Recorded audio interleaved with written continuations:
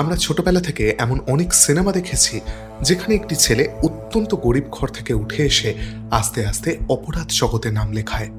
তারপর সেখান থেকে সে ক্ষমতা সঞ্চয় করে, প্রভূত রোজগার করে। তারপর সে যোগদান করে রাজনীতিতে। সেখান থেকে সে নিজের ক্ষমতা আর অর্থ প্রতিপত্তিকে আরো উঁচু একটা জায়গায় নিয়ে যায়। কিন্তু এই ধরনের সিনেমাগুলো শেষে একটা জিনিস হয়তো আপনারা খেয়াল করে দেখেছেন, এই ছেলেগুলোর পতনই হয়। আজ আমরা অপরাধ সূত্রে আপনাদেরকে এমন একজনের গল্প শোনাবো যার জীবনটাও ছিল এই সিনেমার মতো, যে রাজনীতি গুন্ডামিতে প্রভূত ক্ষমতা সঞ্চয় করেছিল এবং শেষ পর্যন্ত না থাক, শেষের কথাটা শেষেই বলবো।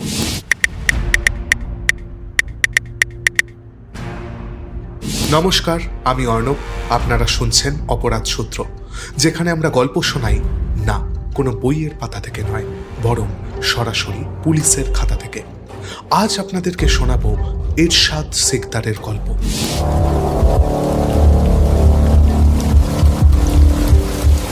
আচ্ছা, দারিদ্র কি সত্যি একজন মানুষকে অন্যায়ের পথে ঠেলে দেয়? একজন মানুষ যে আকাশ হয়েছিল একদিন, সে কি সত্যি শেষে গিয়ে হাওয়ায় মিলিয়ে যায়? আসুন এই প্রশ্নগুলোর আমরা উত্তর খোঁজার চেষ্টা করি এরশাদের জীবন থেকে। প্রথমত আমরা চলে যাই এরশাদের একদম ছোটবেলায়। এরশাদের জন্ম হয়েছিল বাংলাদেশের বরিশালের মাদারগোনা গ্রামে। তাদের পারিবারিক কোনো সম্পত্তি ছিল না। গ্রামের দিকে সম্পত্তি বলতে বোঝায় জমি জমা। সেরকম কোনো জমি জমা তাদের ছিল না, ছিল না কোনো স্থায়ী আয়ের উৎস। তার বাবা বন্দে আলী মিয়া এবং দাদা অন্যের জমিতে দিন মজুরি করে দিন যাপন করত, সংসার চালাতো। সুতরাং ছোটবেলা থেকেই এরশাদ খুব কাছ থেকে দেখেছে অপমান, অভাব এবং অনিশ্চয়তাকে। একজন বাচ্চার জীবনে সব থেকে বড় নিশ্চয়তার জায়গা তার বাবা মা। এরশাদের বয়স যখন 12, তখন তার বাবা মারা যায়। যে পরিবারে একমাত্র রোজগারের লোক বাবা, সেই পরিবারে যদি বাবারই মৃত্যু হয় তাহলে পরিবারটা পুরোপুরি ভেঙে পড়ে। এরশাদের পরিবারের ক্ষেত্রেও তাই হয়েছিল। তার মা লোকের বাড়িতে ঝিগিরি করা শুরু করে, কিন্তু এরশাদ ছিল অন্যরকম। ছোট থেকেই সে ঠিক করেছিল, আমি জন্মেছি এইভাবে, আমার জন্ম হয়েছে দারিদ্র্যের মধ্যে, কিন্তু সারাটা জীবন আমি এই দারিদ্র্যের মধ্যে কাটাবো না। আমাকে বড় হতে হবে, বা রাদার বড় লোক হতে হবে। আরেকটু বড় হওয়ার পর এরশাদের বয়স তখন প্রায় 15-16। সেই সময় তার গোটা পরিবারটা চলে আসে খুলনার লঞ্চঘাট এলাকায়। সেখানে তার মা আগের মতোই অন্য লোকেদের বাড়িতে ঝিগিরি করা শুরু করে এবং তার দাদা লঞ্চঘাটে কুলিগিরি করা শুরু করে। এরশাদও ছোট থেকে বহু কাজ করেছে। সে কখনো মাছ বিক্রি করেছে, কখনো কুলিগিরি করেছে, কখনো আবার ট্রেনে খাবার পৌঁছে দিয়েছে। তবু এত পরিশ্রম করার পরেও তার আয় যথেষ্ট ছিল না, অথবা বলতে পারেন এরশাদের খিদে ছিল অত্যন্ত বেশি। এই সময়টাতেই এরশাদের মনে কোনোভাবে ঢুকে গিয়েছিল যে তাকে বড় কিছু করতে হবে এবং শর্টকাটে করতে হবে। সে সারা জীবন এরকম পরিশ্রম কখনোই করবে না। তার মাথায় একটা আইডিয়া স্ট্রাইক করে। সে ভাবে সে মাল বওয়ার সময় একজন যাত্রীর গয়না চুরি করবে। এটাই ছিল তার জীবনের প্রথম চুরি, বা বলা ভালো প্রথম বড় চুরি। সে ভেবেছিল চুরি সে জীবনে একবারই করবে, আর কোনো দিন করবে না। কিন্তু ওই যে অভাব বড়তায়, অভাব তার স্বভাব বদলে দেয়। সে আস্তে আস্তে চুরিতে হাত পাকাতে শুরু করে। লঞ্চ ঘাটে, বাংলাদেশের লঞ্চ সম্বন্ধে যারা পরিচিত তারা জানবেন, প্রচুর মাল লঞ্চে করে পরিবহন হয় বাংলাদেশে। ধান, গম, তেল, এই সমস্ত কিছু এরশাদ লঞ্চ থেকে চুরি করতে শুরু করে। তার মধ্যে একটা সহজাত নেতৃত্ব দেওয়ার ক্ষমতা ছিল এবং তার চেহারাও ছিল বেশ সুন্দর।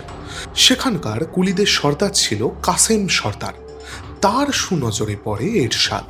এরপর তার প্রশ্রয়েই এরশাদের চুরির পরিমাণ আস্তে আস্তে বাড়তে শুরু করে এবং সেটা গিয়ে পৌঁছয় ডাকাতিতে। এই সময় এরশাদের সাথে পরিচয় হয় নূর আলমের। নূর আলমের সাথে আস্তে আস্তে তার বন্ধুত্ব গাঢ় হয়ে উঠতে থাকে। তারা দুজনে মিলে চুরি করে প্রচুর অর্থ উপার্জন করতে শুরু করে। 1976-77 নাগাদ এরশাদ নিজের একটি গ্যাং তৈরি করে। গ্যাংটির নাম দেয় রামাদা গ্যাং। ওই লঞ্চ ঘাটের এবং নিজের এলাকার অনেক ছেলেকে সে নিজের গ্যাংয়ে রিক্রুট করে এবং তারা সবাই মিলে ট্রেন ডাকাতি, লঞ্চ ডাকাতি শুরু করে। লঞ্চঘাটেরই 4th 5th এরিয়াকে সে নিজের কন্ট্রোলে আনে এবং সেখানে তার ওই হিন্দিতে বলে না দবদবা শুরু হয়। এই রামদা বাহিনীকে বাংলাদেশের সমস্ত লোকজনই ভয় পেত, কারণ তারা জানতই না এই গ্যাংয়ে কারা আছে, তারা কেউ ধরা পড়েনি কখনো। এরশাদ প্রচণ্ড ফর্সা ছিল, তার মুখটা রেগে গেলে লাল হয়ে যেত, তাই সবাই তাকে রাঙা চোর নামে উল্লেখ করতে শুরু করে এবং এই রাঙা চোর নামেই এরশাদ আলী বিখ্যাত কুখ্যাত হয়। তার দলটা প্রথমে শুরু করেছিল চুরি দিয়ে, তারপর আস্তে আস্তে ডাকাতি, তারপর আস্তে আস্তে সন্ত্রাসী কর্মকাণ্ডেও তারা নাম লেখাতে শুরু করে। এলাকার মানুষ দলটাকে প্রচণ্ড রকম ভয় পেত। গ্যাংটা এতটাই ভয়ঙ্কর হয়ে উঠেছিল যে এলাকাতেও আতঙ্ক ছড়াতে শুরু করে।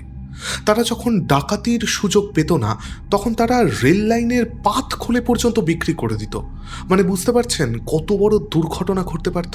এইভাবেই ক্রমশ আরও রেকলেস হয়ে পড়ে এরশাদ। একজন সাধারণ গরিব ছেলে থেকে সে পরিণত হয় একজন অসাধারণ ক্ষমতা সম্পন্ন ক্রিমিনালে। কিন্তু এখানেই এরশাদ থেমে যায়নি, তার লক্ষ্য ছিল আরও অর্থ, আরও ক্ষমতা। শুরু থেকেই বলেছিলাম না যে এরশাদের খিদেটা খুব একটা কম ছিল না।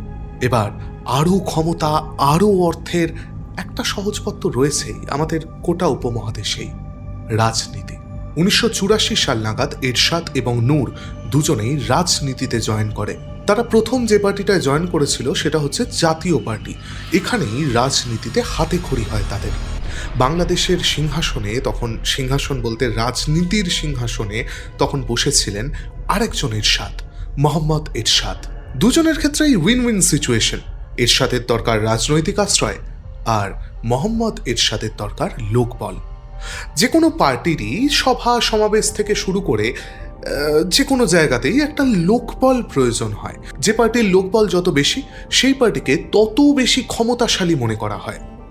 এরশাদকে ওই বন্দর এলাকার লোকজন বা ঘাট এলাকার লোকজন প্রচণ্ড ভয়ও করত, আবার ভক্তিও করত। এটাই ছিল এরশাদের প্রধান রাজনৈতিক সিদ্ধারা। রাজনীতিতে ঢোকার পর থেকেই এরশাদের ক্ষমতা প্রবলভাবে বাড়তে শুরু করে।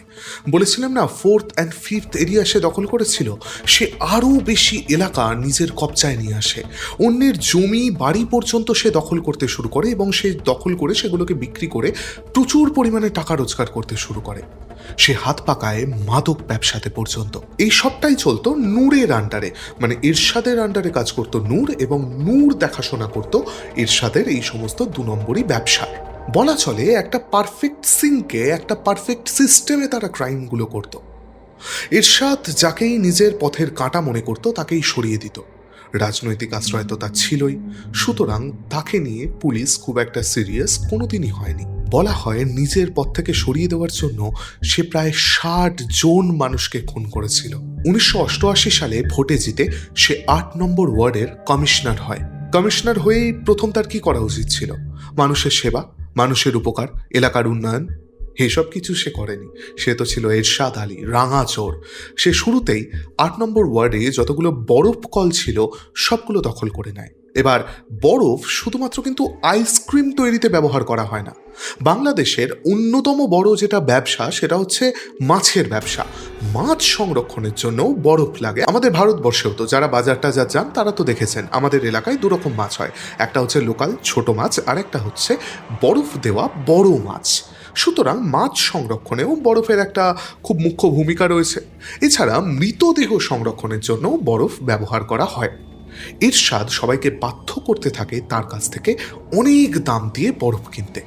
এই বরফ বিক্রি তার ইনকামের খুব বড় একটা সোর্সে পরিণত হয়। এবার এই বরফ কলটাকে সে যে শুধু বরফ তৈরির জন্য ব্যবহার করতো এমনটা কিন্তু নয়। তার যাদের উপর রাগ হতো তাদেরকে সে ধরে আনতো এই বরফ কলে এবং তাদেরকে সেখানে টর্চার করে সে খুন করত। তার লাশ লুকোবার পন্থাগুলোও ছিল অভূতপূর্ব। প্রথমে লাশের মুখগুলোকে সে বিকৃত করতো একটা ছুরি দিয়ে, তারপর সেই লাশগুলোকে সে একটা সিমেন্ট ভর্তি বস্তার মধ্যে ভরে নদীতে ফেলে দিত। নদীতে পড়ার সঙ্গে সঙ্গেই, জলের সংস্পর্শে আসার সঙ্গে সঙ্গেই সেই সিমেন্টটা শক্ত হয়ে যেত। লাশটা এবং সেই সিমেন্ট ভর্তি বস্তা পড়ে থাকতো নদীর তলায়। এছাড়া কাউকে কাউকে সে অর্ধমৃত অবস্থায় নিয়ে যেত কোনো কনস্ট্রাকশন সাইটে। বলেই তো ছিলাম, সে লোকের জমি দখল করে নিত, তারপর সেখানে সে বিভিন্ন কনস্ট্রাকশন করে বিক্রি করত। সে কনস্ট্রাকশন সাইটে নিয়ে গিয়ে সেই অর্ধমৃত লোকটার ওপরে সে সিমেন্ট দিয়ে ঢালাই করে দিত রাতারাতি। এবার শুধু যে সে অর্থ রোজগারের জন্যই নৃশংসতা করতো তা নয়, কিন্তু ইরশাদ মোট 6টা বিয়ে করেছিল। মেয়েদের ওপরও তার অত্যাচার কিন্তু কম ছিল না। সে কখনো কখনো স্বামীর সামনে তার স্ত্রীকে রেপ করত, মাঝে মাঝে স্বামীকে খুন করে স্ত্রীকে তুলে নিয়ে যেত, তারপর তার উপর চালাতো পাশবিক অত্যাচার। ততদিনে সে জাতীয় পার্টি ছেড়ে দিয়েছে, জয়েন করেছে বিএনপি। বিএনপিকেও সে দিয়েছে অগাধ লোকবল, আর বিএনপি তার অপরাধমূলক কাজকর্মগুলো থেকে চোখ সরিয়ে রেখেছে। ফলে তার ব্যবসা, তার অপরাধমূলক কাজকর্ম আরও বাড়তে থাকে। সে প্রচুর অর্থ উপার্জন করে। এমন একটা সময় আসে, সবাই মনে করে নিয়েছিল, এরশাদ নিজেও মনে করেছিল, সে সবার ধরাছোঁয়ার বাইরে। খুলনার সোনাডাঙ্গা বলে একটা জায়গায় সে স্বর্ণকমল নামে নিজের একটি বাড়ি তৈরি করে। বিরাট বড় বিলাসবহুল বাড়ি, তাতে প্রচুর সুরঙ্গ টুরঙ্গও কাটা ছিল, যেখানে সে নিজের অস্ত্র লুকিয়ে রাখত। এছাড়া অর্থ রাখার জন্য একাধিক বিশাল বিশাল ভল্ট ছিল বাড়িটায়। খুলনায় কারোর বাড়িতে আত্মীয় স্বজন এলে তাদেরকে, সেই আত্মীয় স্বজনকে তারা স্বর্ণকমল দেখাতে নিয়ে যেত। মানে ভাবুন, এই বাড়িটা একটা ট্যুরিস্ট স্পট হয়ে গেছিল। বাড়িটার প্ল্যানও কিন্তু সে বাংলাদেশের কোনো ইঞ্জিনিয়ারকে দিয়ে করায়নি, করিয়েছিল একজন ভারতীয় সিভিল ইঞ্জিনিয়ারকে দিয়ে। বাড়িটা তৈরির কাজ এরশাদ যে কন্ট্রাক্টরকে দিয়েছিল, সেই কন্ট্রাক্টর না 1 ইঞ্চি জমির এদিক ওদিক করে ফেলেছিল। তার হিসেব একটু ভুল হয়ে গেছিল। এই অপরাধে এরশাদ তাকে খুন করেছিল। ঠিক শুনছেন, 1 ইঞ্চি জমি এদিক ওদিক করার অপরাধে এরশাদ তাকে খুন করেছিল। অনেক ব্যবসা, অনেক টাকা, এরশাদ তখন ক্ষমতার শীর্ষে। কিন্তু এরশাদ সাধারণ মানুষের জন্য না ওই মাসিহা কাইন্ড অফ ছিল। আপনারা তো দেখেছেন, যারাই বড় বড় গ্যাংলর্ড হয় তাদেরই এই নেচারটা থাকে। এরশাদ বিভিন্ন বড় বড় সরকারি জায়গা দখল করে সেখানে প্রচুর বস্তি বানিয়েছিল, এবং সেখানে বিনা ভাড়ায় সে 50-60 হাজার জন লোককে রেখেছিল।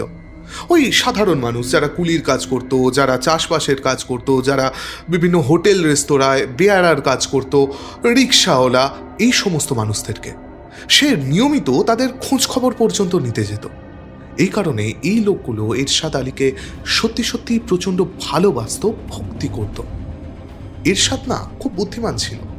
সে জানতো যে ভোটের ময়দানে, রাজনীতির ময়দানে যদি তাকে টিকে থাকতে হয়, তাহলে এই লোকগুলোকে তাকে হাতে রাখতেই হবে। আমাদের এই উপমহাদেশগুলোয় না, আপনারা খেয়াল করে দেখবেন, 2 রকম মানুষ আছে, গরিব এবং বড় লোক। যারা গরিব হয় তারা দিন দিন আরও গরিব হতে থাকে, আর যারা বড় লোক তারা দিন দিন আরও বড় লোক হতে থাকে।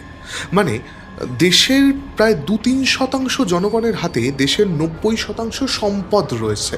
এরশাদও ছিল এরকমই একজন। এরশাদ ছিল রাজা।